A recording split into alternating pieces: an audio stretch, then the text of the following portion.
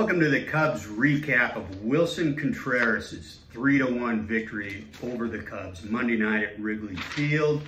Brought to you by Chevy Drive Chicago. I'm Gordon Whitmire, filling in for David the Catman Kaplan, who we think is hiding out until his team's lineup is a little less putrid, with all due respect. I'm looking at the stats right now from tonight's game. The Cubs, in fact, started the day by calling up the best hitter in the minors, Christopher Morel, which I think we mentioned should happen on Sunday's recap. When we say it, they will come, right?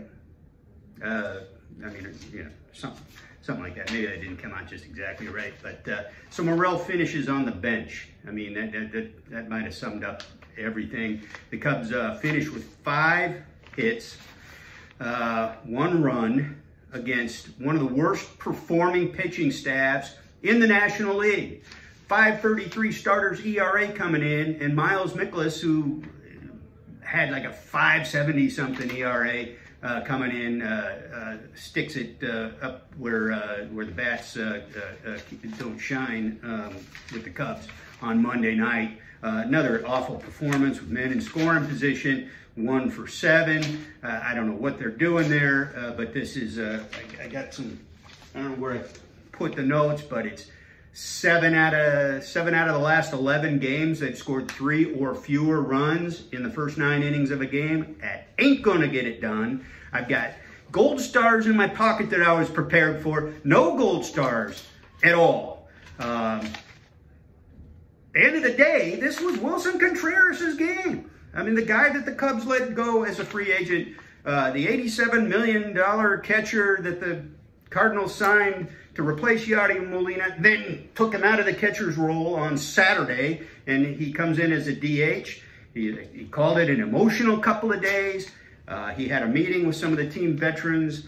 This is supposed to be temporary. They think it's going to work out long term. Meanwhile, he took it to his old team by scoring the first run and driving in the other 2. All 3 runs accounted for by Willson Contreras. He got asked before the game if the way he plays the game with his emotions and his passion, he might become a villain in this rivalry to this fan base, at least, that has spent 7 years loving him since that World Series. And he says, yeah, probably good chance, he said. And then he did it. And then he brought it on. He gets a single leading off the second inning.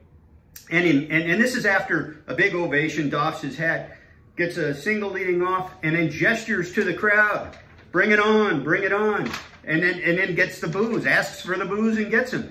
And later on in the game, double off the wall, same thing, more boos, comes up in his last at bat, loudest boos of the night for him, and he grounds a ball that should have been a double play, but Wisdom screwed it up, looking to home instead of just getting the double play to end the inning.